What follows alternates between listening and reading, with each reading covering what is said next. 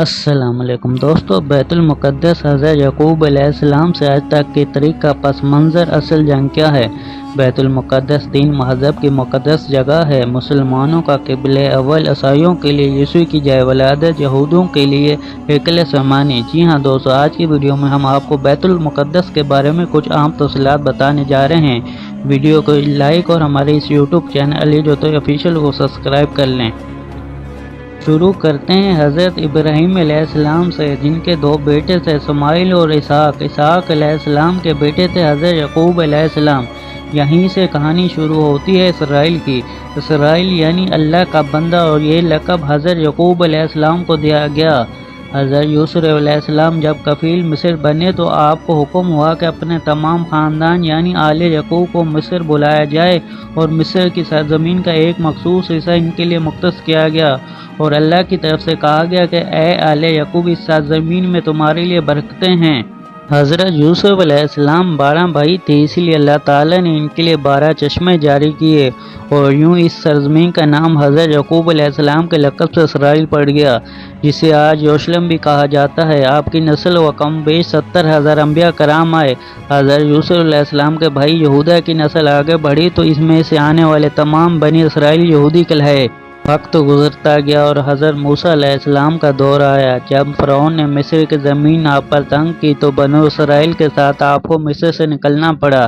اس دوران بنی اسرائیل پر اللہ تعالیٰ کی بہت سی کرم نوازیاں بھی ہوئیں، جن میں من و سلوہ، چشم کی بہتات، مچھلیوں کا شکار کا ذکر قرآن پاک سے بھی ملتا ہے، اور وہیں سے ہمیں ایک گائے کا ذکر بھی ملتا ہے جس کے لوتھڑے سے مردے نے اللہ کے حکم سے زندہ ہو کر اپنے قاتل کا بتایا۔ اس گائے کی نشانی اللہ تعالیٰ نے قرآن پاک میں بیان فرمائی، جو کہ ایک سرخ میل رنگت کی گائے تھی، اور ایسی گائے آج بھی یہودیوں کے نزدیک مقدس مانی جاتی ہے۔ حضرت موسیٰ علیہ السلام کے بعد دیگر نبی ہے۔ اس دوران میں حضرت موسیٰ علیہ السلام اور ان کے دور کی کچھ واقعات۔ تورات، من و سلوہ کا کچھ حصہ بنی اسرائیل نے ایک صندوق میں محفوظ کر لیا۔ یہ اللہ کی طرف سے حضرت آدم کو دیا گیا ایک خاص صندوق تھا، جو نسل در نسل نبیوں کے پاس رہا، جسے قرآن میں تابوت سکینہ کے نام سے پکارا گیا، اور یہ یہودیوں کو اپنی جان سے بھی زیادہ پیارا ہے۔ حضرت داؤد علیہ السلام نے جب جالوت کو ہرا کر اس سے تابوت سکینہ حاصل کیا تو یوں بنی اسرائیل نے انہیں نبی تسلیم کر لیا، اور حضرت داؤد علیہ السلام نے اس صندوق کی حفاظت کے لیے ایک ہیکل تعمیر شروع کروائی، جو ان کے زندگی میں مکمل نہ ہو سکی۔ ان کے بیٹے حضرت سلیمان علیہ السلام نے جنوں کی مدد سے اس کو مکمل کروایا، اور اسی دوران میں آپ کا بھی وفات ہو گئی۔ اسی وجہ سے اسے ہیکل سلیمانی کہا جاتا ہے۔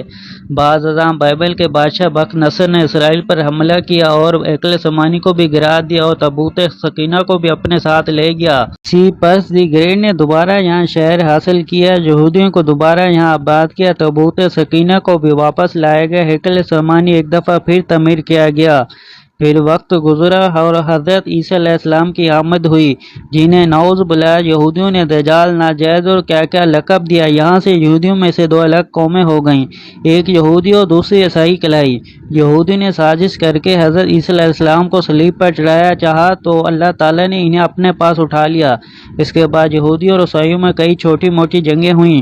پھر عیسائی رومی بادشاہ ٹائٹس نے اس شدت سے یروشلم پر حملہ کیا کہ اس پورے علاقے کی اینٹ سے اینٹ بجا دی، ہیکل سلیمانی کو گرا دیا، جس کی صرف ایک دیوار اس وقت اپنی اصلی حالت میں موجود ہے، جسے دیوار گریہ بھی کہا جاتا ہے، جہاں یہودی جا کر تورات کی تلاوت کرتے اور گریہ وزاری کرتے ہیں۔ تابوت سکینہ بھی نہ جانے کہاں غائب ہو گیا۔ ٹائٹس کے حملے کے بعد یہودی آخری نبی کے انتظار میں تھے، کیونکہ اللہ پاک کا ان سے وعدہ تھا کہ انہیں پھر عروج بخشا جائے گا۔ اس وعدے کا ذکر سورہ البقرہ میں موجود ہے کہ اے بنی اسرائیل، ان نعمتوں کو یاد کرو جو تم پر کی گئیں، اور اپنا وعدہ پورا کرو، ایمان لاؤ تاکہ ہم بھی اپنا وعدہ پورا کریں۔ قیامت کی نشانیوں میں سے ایک نشانی یہ بھی ہے کہ ہیکل سلیمانی کی 3 دفعہ تعمیر ہوگی، جو کہ 2 دفعہ ہو چکی ہے۔ یہودی اپنا مسیح اور آخری نبی کے انتظار میں تھے کہ ٹائٹس کے حملے کے 500 سال بعد نبی آخر زمان کی ولادت ہوئی۔ یہاں یہودیوں کو جھٹکا لگا کہ سارے نبی حضرت اسحاق کی نسل سے ہیں، تو آخری نبی حضرت اسماعیل علیہ السلام کی نسل سے کیوں؟ انہوں نے ایمان لانے سے انکار کر دیا۔